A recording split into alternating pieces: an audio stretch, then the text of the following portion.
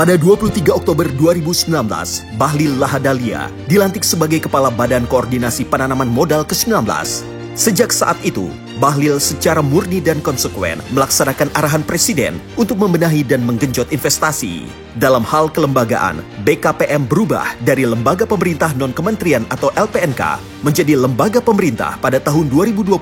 Setahun kemudian, pada 2021, Presiden memberikan kepercayaan dengan mengubah nomenklatur menjadi Kementerian Investasi BKPM. Demi dharma bakti saya kepada bangsa dan negara. Demi dharma bakti saya kepada bangsa dan negara. Bekerja dengan sebaik-baiknya. Bekerja dengan sebaik-baiknya. Dengan penuh rasa tanggung jawab. Dengan penuh rasa tanggung jawab.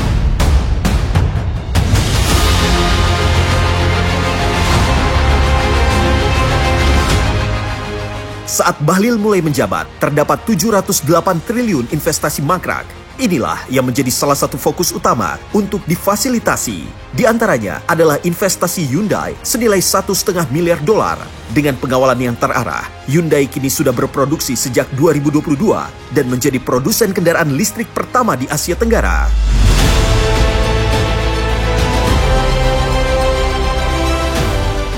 Di tengah perang dagang antara Amerika Serikat dan Tiongkok, ketidakpastian kondisi geopolitik global, serta pandemi COVID-19, Presiden juga memerintahkan agar Indonesia menjadi negara tujuan relokasi investasi. Salah satunya dengan menghadirkan kawasan industri yang berdaya saing tinggi. Bekerja dalam senyap dan taktis, pada pertengahan 2020, Bahlil akhirnya menemukan lokasi yang sangat strategis di Batang, Jawa Tengah.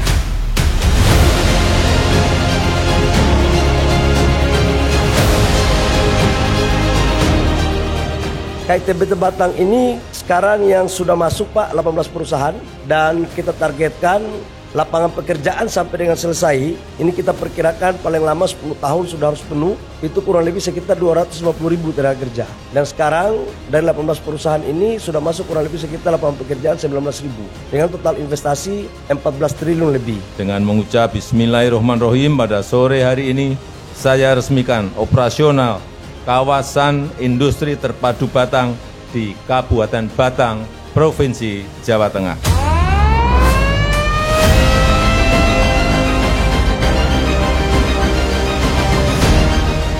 Untuk terus mendorong iklim investasi yang kondusif, sistem OSS berbasis risiko resmi diluncurkan Presiden Joko Widodo pada tanggal 9 Agustus 2021. Sistem perizinan berusaha terintegrasi secara elektronik ini merupakan pelaksanaan Undang-Undang Cipta Kerja untuk memberikan kemudahan bagi pelaku usaha.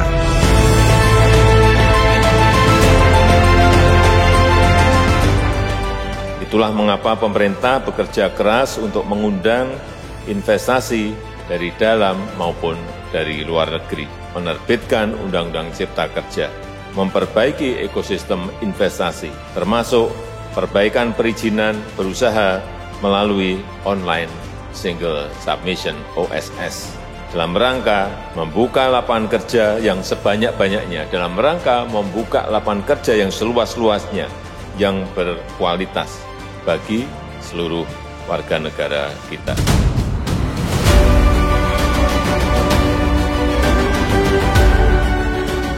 Hingga kini, hampir 10 juta nomor induk berusaha NIB telah diterbitkan. Sebagian besar di antaranya merupakan usaha mikro dan kecil UMK.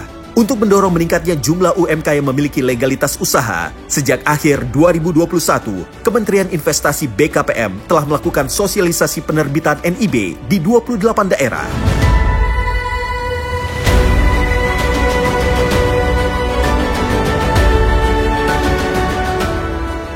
Yang menjadi pahlawan benteng pertahanan ekonomi nasional itu adalah UMKM, bukan pengusaha-pengusaha besar.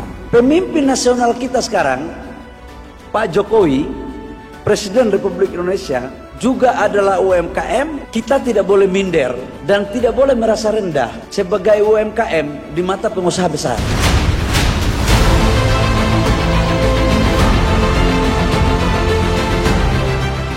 Hilirisasi sumber daya alam juga secara serius dijalankan oleh pemerintah Indonesia. gebrakan pertama dimulai dari larangan ekspor biji nikel di akhir 2019.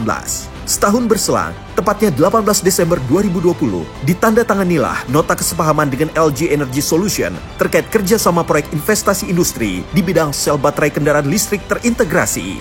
Kini, pabrik sel baterai kendaraan listrik dengan kapasitas 10 gigawatt di tahap pertama sudah berproduksi dan menempatkan Indonesia sebagai negara pertama di Asia Tenggara yang memiliki pabrik sel baterai kendaraan listrik.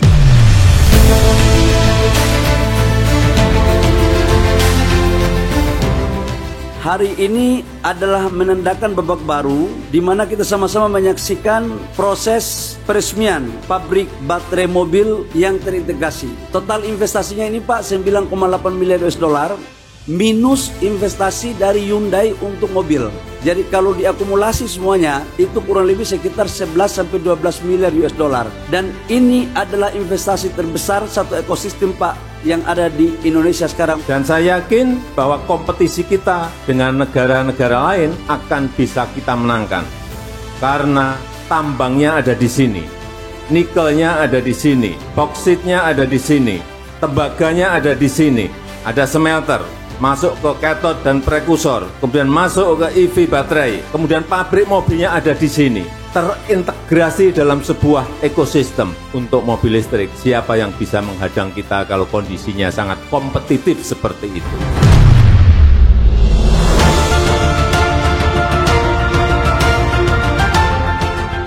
Hilirisasi lainnya juga dilakukan untuk komoditas tembaga. Kami pemerintah Indonesia melakukan satu kebijakan untuk melarang ekspor tembaga. Tidak boleh ekspor tembaga. Maka kemudian seluruh pemegang konsesi tembaga harus membangun smelter di Indonesia. Freeport membangun smelter di Gresik dengan total nilai investasi 3 miliar US dollar.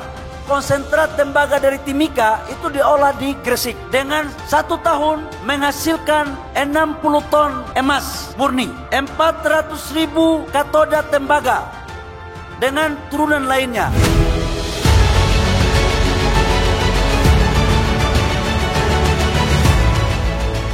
Isu hilirisasi juga menjadi agenda penting yang didorong saat Indonesia memegang keketuaan G20 di tahun 2022.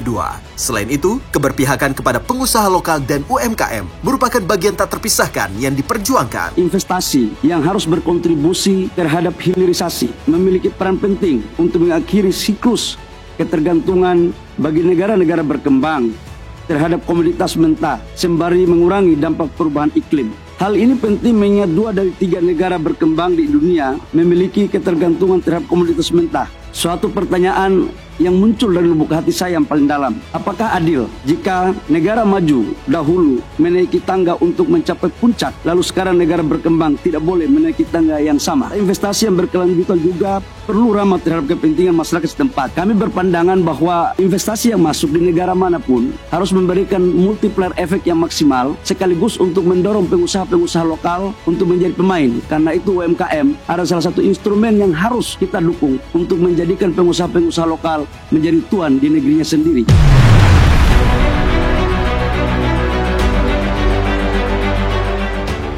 Hasilnya, kedua isu tersebut menjadi bagian dari Bali Leaders Declaration. Dalam rangka mewujudkan investasi di sektor hilirisasi yang terarah dan terukur, Kementerian Investasi BKPM juga menyusun roadmap atau peta jalan hilirisasi investasi strategis yang meliputi 8 sektor. Perjalanan hampir 5 tahun ini merupakan kolaborasi yang erat baik dengan kementerian, lembaga, pemerintah daerah, pelaku usaha, maupun media massa. Hasilnya, capaian angka realisasi investasi selalu berhasil melampaui target yang ditetapkan oleh Presiden. Namun, investasi tidak hanya berfokus pada kuantitas, melainkan juga kualitas yang salah satunya ditunjukkan melalui penyebaran lokasi investasi.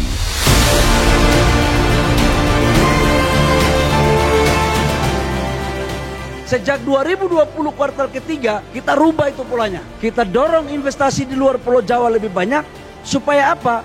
Terciptanya pertumbuhan kawasan ekonomi baru. Dan alhamdulillah, sejak 2020 kuartal ketiga sampai dengan 2024 kuartal pertama, investasi di luar Pulau Jawa sudah lebih besar ketimbang di Jawa.